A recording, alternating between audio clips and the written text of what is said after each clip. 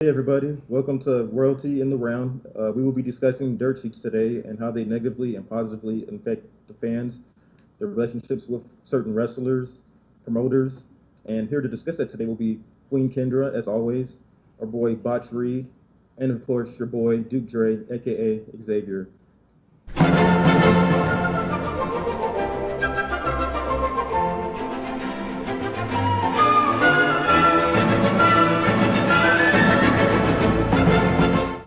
All right, everybody, we're not going to waste any more time. We're going to go ahead and get down to it, and we're going to discuss dirt sheets and how they positively and negatively impact fans. And I guess we'll start with the Queen. What are your thoughts on dirt sheets and how they affect the wrestling viewing experience? Um, I have to say, because I've been doing this 15 years, my views have changed so much. When I first found these websites, I was all excited, find out new information from backstage. And then very quickly, I got jaded and try to avoid as many of them as possible while still writing. Yeah. It was really hard. It's still really hard because I found I am jaded and the dirt sheets are at fault for that. But I'm also at fault for getting involved and I need to know everything now. So it's the good and the bad of both sides of it. And some days I wish I could go back to being just a silly fan, but most of the time I just love knowing everything I can. Yeah, I definitely understand that. It's an addicting feeling. Once you're in, it's hard to get out. It's like the Matrix. It's hard to get out of there. Like once you're in there, you're like hooked, and you're constantly searching the web 24/7. Trying to figure out the latest scoop, and you want to be the first one to post it. I definitely understand where you're coming from. Oh, Um, yeah. Anyway, Botch. So, what are your thoughts on this particular topic? Yeah, I kind of feel the same way, and I think all of us feel the same way. I remember what it was like when I was a wrestling fan as a kid and not knowing anything and being swept up in things when they would happen. And the suspension of disbelief was possible back then because I'm 1,000 years old. This was pre-internet. So there was you couldn't look things up. There was no way for Ken and I to do that. All they had were like these wrestling hotlines, but those things were kayfabe to death, or like Inside Wrestling and The Wrestler and Pro Wrestling I Illustrated, remember those those magazines. hotlines. My mom used to kill me over those. Yeah, I would yeah, call, yeah. run up the phone bill. Yep. See, yeah. But Lee Marshall did the one for WCW, but that was the only way you could find out anything, or the magazines but all those things were kayfabe because you saw what they wanted you to see, but there was no internet. Now, in the days of the internet, Kendra's right. I mean, I feel exactly the same way that she does. I've become, unfortunately, quite jaded by it. But it's kind of cool because it forces the companies themselves to work harder when it comes to helping me, because I can't suspend disbelief. That's out the window. So now you just have to impress me. And sometimes they can do it, especially when it's NXT. Yeah, I definitely agree with that. It's funny because I was just, before we went in the air today, I was thinking about my cousin. I have an older cousin. He's about 11, 12 years older than me. And he's a lifelong wrestling. As long as I can remember, he was always jaded, just always mad about something that was going on TV. And I didn't understand it because I was like 9 or 10 at the time, maybe even younger. He hated Hulk Hogan growing up. He hated Steve Austin during the Attitude Era. And he hated John Cena. And I never understood it as a kid. How could anybody hate Hulk Hogan or how could anybody hate Steve Austin? I don't understand that. And I don't know where my cousin was getting his information from or who he was getting it from, but I would hear some of the stuff that he would tell me. I would hear about it like years later, and I'm like, I remember my cousin telling me that. My cousin told me when I was 10 years old that Vince McMahon was the real owner of the company, and that just blew my mind. Completely blew my mind. I had no idea. I was like, what? This was like back in '94 when it was him and Jerry Lawler behind the booth calling the matches and everything. So I had no idea who Vince McMahon really was, And he was just always so bitter and everything. And I was just like, why do you watch then if you're so bitter all the time, But having crossed over to that side myself, I kind of understand where he's coming from. The backstage politicking of Hulk Hogan, obviously we all know about that, obviously, how protective he was of his spot. And that kind of, when you pull back the curtain like that, it really does impact the way you view a wrestler, whether they're a face or a heel. And I think a lot of times now, that's what you're seeing now play out with fans, is they boo who they like regardless of whether they're heel or face. Sometimes that's a good thing, sometimes it's not. But I do feel like fans now have a bigger voice, so in that regard, it's a good thing. But there's also other times where fans, they always want to steer the ship, and they want to dictate every single thing instead of just sitting back and enjoying the show. You know, like you see people watching The Walking Dead, or you see them watching This Is Us or whatever, and you don't see fans obsessed about every little thing that goes on behind the scenes like you do in wrestling. At least not from what I've seen anyway. But that's my take on that particular topic. But another interesting thing that I wanted to talk about was, how well do you think the Attitude Era would have done if you had social media the way you do have it now? Like, do you think it still would have been as successful, less successful? What do you guys think? I'll start with you, Queen. I really think the internet would have just destroyed the Attitude Era. I mean, we did not know that about Hall and Nash. I mean, that was huge. If the internet had been there, had been the way it is now, none of that would have gotten over. It would have, like a lead fart in church. It just would have been horrible. Sorry. Mixing my, yeah. But I think the thing is, even though it would have ruined it, and it would have ruined a lot of things, looking back, rewatching it, I get the same thrill that I got watching it the first time around, knowing that nobody knew what was going on. And I think that wonder and amazement is still there for the stuff we didn't know at the time. But as of right now, I loved WrestleMania this year because they threw swerves at us we weren't expecting. Yes. This is what I need from wrestling, because they're so predictable and they go right along with what's posted online and all of that. If they just said screw it and threw it all out the window and really played with it, the internet wouldn't matter as much. We'd still have information to post and news to post. Yeah.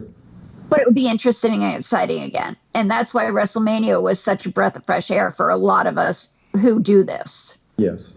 What about you, Botch? What do you think? Yeah, I kind of agree with the same thing. I mean, it's what I know I keep waving this flag like Mitch does with NJPW, but I really kind of feel this way about NXT, that the dirt sheets don't matter when it comes to NXT. It's like, it's nice that you have the news and everything. I mean, I care about it. I'm invested, but I'm going to watch the program anyway. It's not taking away from my enjoyment because the work is so fantastic, and because of the way that they tell stories, it's so compelling. I don't care what you break. I still want to see it play out. And I think that's probably the way forward for major wrestling promotions these days, or really any of them that have to contend with the internet. Just make what you do so exciting that it doesn't matter who breaks it. We're going to want to watch it anyway because we want to see it play out. I mean, the days of, I remember Kendra just brought up, the whole thing with the outsiders invading WCW and nobody knew, or the constant shouting by Eric Bischoff during the first real broadcast of Nitro. What is he doing here? Like, it was. I'll remember that one. He kept doing it over and over again when Lex would show up. No matter who would show. What is it? It was really funny, but it worked without the internet. Unfortunately, those days are largely gone. There really is no way to keep that stuff under wraps anymore. So now you just got to compel me with storytelling, and it can be done. WWE does it every week in NXT. They did it with WrestleMania. They even did it with a little bit of the Greatest Royal Rumble. There was parts of that were really, really, really, really good. That whole segment with Elias at Backlash was the funniest thing I've seen in ages. Oh, it kind of took you back to when you were a kid. You just enjoyed it, the Woken stuff. They can do it.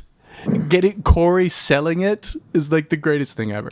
But they can do it. So just do that, and then I don't care what's uncovered, even by us. I'm still gonna have to want to watch it play out. I have to see it play out then if it's good enough. Very good points. Yeah. And to kind of add on to what both of you guys are saying, regarding WrestleMania and the Greatest Royal Rumble. I remember it was 2012 when the Shield debuted. Nobody saw that coming. WWE, they did a really good job of keeping that under wraps. Obviously, we knew about Tyler Black and Dean Ambrose and Roman and everybody, but we had no idea they were going to be a faction. Nobody I don't remember anybody breaking that story or anybody even coming close to predicting that, and that made that really exciting. And it just really, from that point on, man, you just knew that it was just going to be something special with that unit. Yeah. And on the flip side of that, a guy like Batista, he came back in 2014, and I kind of feel like partially the internet was the kind of the blame for him not getting over the way that Vince wanted him to. I'm just saying partially. Yeah. Because we all saw it coming. Cardio. We all saw it coming. Cardio. You know what I mean? And if it had never been announced, I know Botch is making faces at me, but I'm just saying, if it had never been announced, if we never would have saw it coming, we might have reacted a little bit better. Obviously, Brian was the guy at the time. You know, I'm not saying that should have changed, but I'm just saying I think Batista would have been better received had he come back and nobody knew about it, or that back away. But the fact that we knew about it and we wanted Brian to get that spot, and then, you know, come to find out that Batista was going to get that spot, it killed anything that could have made Batista's return special. Okay. You know, important. Yeah. But so speaking of, you know, we're talking about, you know, stories unfolding and how they can still do a better job of, you know, unfolding stories even with the dirt sheets. How do you guys feel about Vince McMahon? I've heard this one. Vince, they're making more of an effort to try to, you know, bring down the curtain a little bit more, as we saw with WrestleMania, obviously. You know, very unpredictable. I heard that that's something that they're really going to try to do going forward, is to try to keep things, you know, under wraps. They're not even telling Dan O'Brien certain things. He didn't find out certain stuff about his match until like the day of or right before he was going to go out. How would you guys feel about Vince, you know, keeping things, you know, close to his chest going forward? How will that negatively affect us, and how will that positively affect us as wrestling fans, though? What do you think, Kendra? I think it's a problem. And not because of dirt sheets, but because of Vince and who Vince is in the first place, and how he has not been on top of how things have been done. His storylines are suffering. Vince McMahon's, he's kind of out of touch. He is, I mean, the proof between Raw, SmackDown, and NXT shows that Triple H is much more in touch with the fans. And I think Vince holding the storylines back and everything back is great. But if it comes down to just Vince, we've got a serious, serious issue with the product. Yeah, right, I would agree with that assessment. Although I think in terms of holding information back, frankly, I think it's absolutely fabulous. I think if it's held back, then we don't know, and which might possibly then enable me to at least suspend a little bit of disbelief, maybe just a little anyway. I'll take it. I don't care what they know or don't know. If you want to hold on to it, hold on to it. If you want to make my job harder, do it. I encourage it. Oh yeah, before really. I mean, like, think of it. Like, before we're writers, we're fans. Well before we're writers, we're fans. Feed the fan first. I'm perfectly okay with that. If I got to work harder, so be it. Heck, if I get it wrong, fine. I'm enjoying it. Go ahead, do it. Do what you got to do. I'm all for it. Yeah, I kind of tend to agree with you there. Like, just watching like WrestleMania unfold and just being like, oh, like when Asuka's streak ended, like, I didn't see that coming. I hated that, but okay. I mean, yeah, I didn't have an issue with it. Now that I think about it, the more I think about it, the more I didn't have an issue with it. I kind of liked the decision, but how come? I'm curious. Because, I mean, who else was she going to lose to? I mean, Charlotte is as credible as they come as far as the women go, and that was the grandest stage of them all. I mean, when else was she supposed to lose? You know, Ember Moon. Yeah, I mean, that's what I said from the start. Yeah, I mean, I'll give it. I agree with you guys there, but I remember the year before we kind of threw a fit because Bayley beat Charlotte at the pay-per-view before WrestleMania, and Charlotte had that big pay-per-view winning streak going. You guys remember that?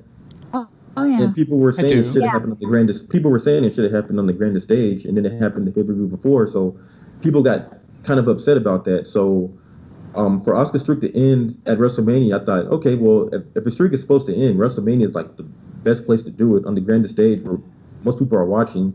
And, like I said, she's really credible. She's pretty much the face of this women's revolution. Agreed. Oh, yeah.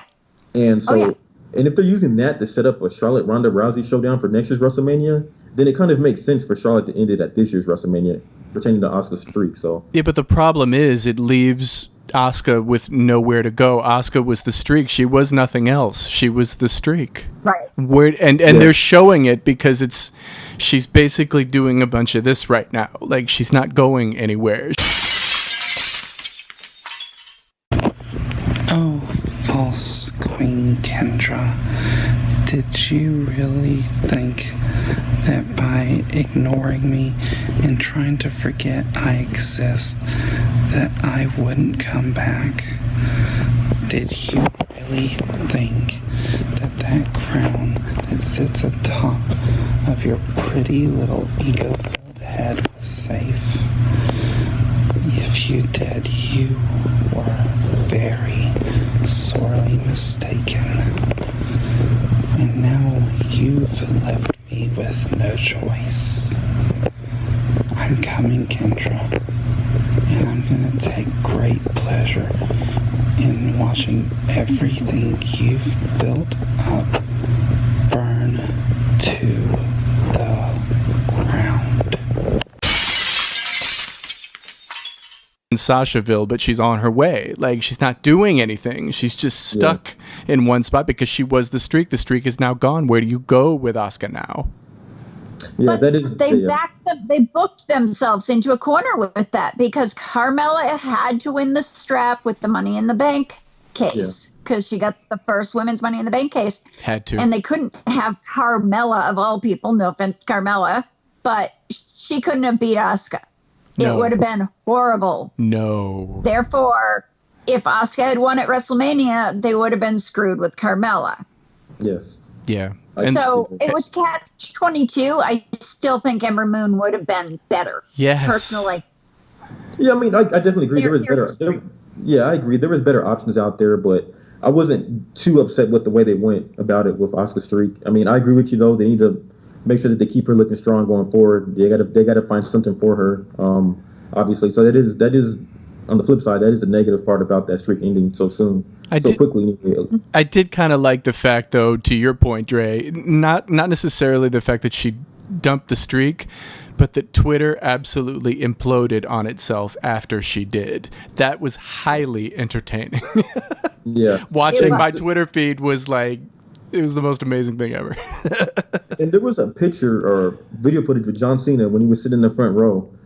His reaction to the streak ending was crazy. Like he didn't see it coming either. Oh yeah. Yeah, I thought that was really good. You know, he was like flipping out, man. He was like, his eyes got all big, and he was just like I can't believe it. You know, so I thought that was pretty funny. Yeah, he did well with that. Yeah, he did. Yes, he did. That worked well. The squash thing was a little weird, but again, this was Vince mess with the internet, mess with the dirt sheets, and it worked perfectly. Yeah, exactly. I didn't hate it. No. All right. Well, anyway, we're getting close to our 30-minute mark, but I was just wondering if any of you guys had any closing thoughts that you guys wanted to add. I love what I do. I love the people I work with.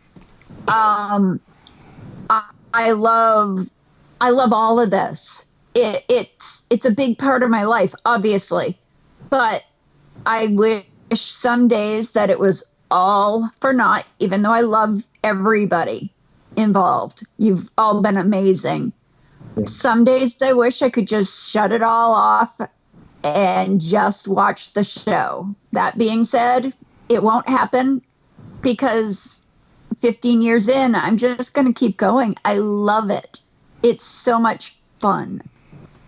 And, you know, the dirt sheets catch so much crap, but I understand why we do, and we try not to do things that hurt people on Wrestle Royalty, and we try to stay away from that type of thing. But otherwise, I will always be a fan no matter what the internet does.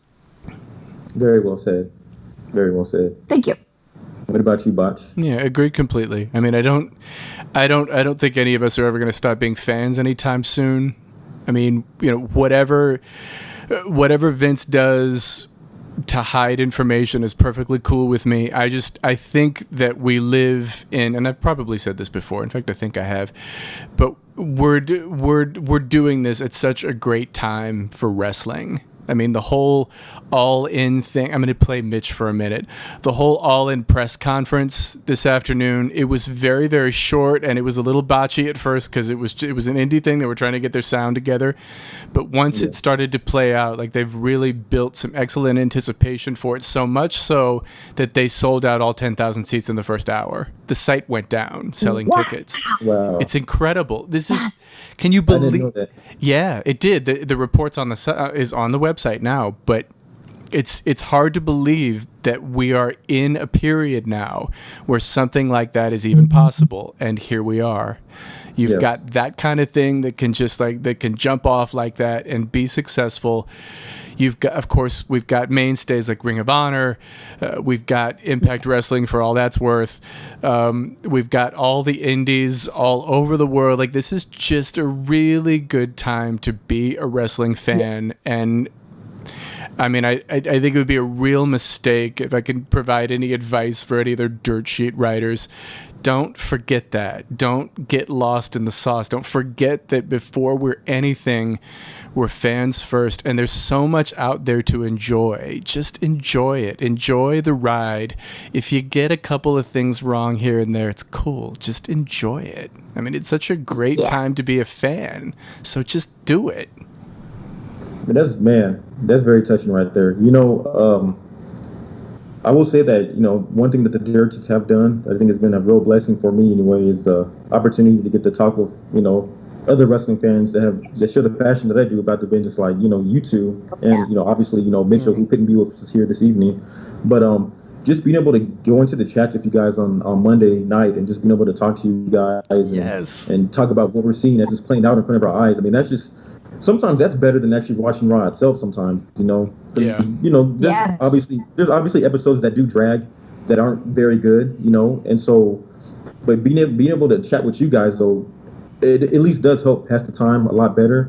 And then there's also those Raws that are just absolutely amazing, those pay-per-views or those matches, and we're just all marking out together like one big family, It's almost like we're sitting in the room together, having like a big, wrestling party, watching TV on the couch, just all marking out at the same time, Yeah. And I just think that's amazing. And, it just allows fans to kind of interact with wrestlers as well. You have Facebook and you have Twitter, and you're able to talk to them, communicate with them, and, every so often they'll reply back, and I just think that's absolutely amazing. That wasn't an option, 15, 20 years ago. No, it wasn't. And that is today. No. And like you said, Botch, like, even though we do this, we report on the news and we have our opinion pieces, and, we feel a certain way about certain wrestlers or certain events or certain promotions or promoters, at the end of the day, man, the reason why we're all in this is because we're fans. That's how it all started. Yeah. And, like you said, we just need to get back to that sometimes and, go back to how it was when we were kids and just, sometimes put the computer down every so often, put the cell phone down and just enjoy the show, man. We have so many options now, man. We have WWE, New Japan, ROH, like you said, Lucha, and so True. it's just a really, really great time to be a wrestler. And I have very little complaints about the industry as a whole. It's interesting that you say that, because you talked about a great time to be. We've talked about being wrestling fans, but it's also a really good time to be a wrestler too, because now because it used to be either you work for WWE or you find another line of work. It was really that simple. It doesn't have to be like that anymore. I mean, the Young Guns and Cody are a perfect example. Gosh, I sound like Mitch right now. They're a perfect example. Yeah, you do what. But They have taken this and they've turned their businessmen. They are. And that's what too many people in the indies have not been. They have not taken it upon themselves to promote themselves. They have not worked hard to create something new. Cody and the Young Bucks have blown it out of the water. Yeah, they They've are. created something completely new of the indies, and Vince should be scared. Yeah, like it's interesting because it's the concept of just a show for show's sake and not necessarily a show for a promotion. Yeah. It's very interesting. It's not even that. I mean, there are some, but not much. Because they created one kind of during the presser. There is one there, but it wasn't a long running thing. But it's just a show as a show. It's not like a a promotion sponsoring a show. It's just a show as a standalone kind of thing. And I think, I think that may be the way it goes now. Wouldn't it be interesting if that was just kind of the wave of the future and that they're just kind of catching it? I think it'd be very interesting. They're creating it. They're creating the future. They are. They're changing the industry, like the way Vince did when he took over all the territories. He changed the industry, and they're changing it again. Yeah, but the interesting thing is that they're not doing it at anybody's expense. Vince did it at people's expense. I mean, for crying out loud, he everyone's expense. He pretty much took away Vern Gagne's house. Yeah. Like, that's how bad that got. He was taking people's livelihoods away from them, trying to make all this happen. It was absolutely mercenary what he did. Yeah. So much so that when he complains about Eric Bischoff trying to run everything out, it's like, bro, you got a lot of nerve. Did the same thing. You did exactly that, and you did far worse. Oh, poor thing, you can't keep the lights on. I'm sure Vern Gagne felt the same way. I'm sure the Crockett's felt the same. Like, you did that yourself. Like, you just gave Bischoff the template he's running from. You know what I'm saying? Yeah, pretty much. And I don't blame Vince for doing what he did, because obviously we wouldn't be watching the product today like we do now if he hadn't done that. But true. You're right though. I mean, it came at an expense of other people, and that's always the unfortunate side of this of this entire thing. And you brought up Cody, and you brought up the Young Bucks and how they're changing the industry.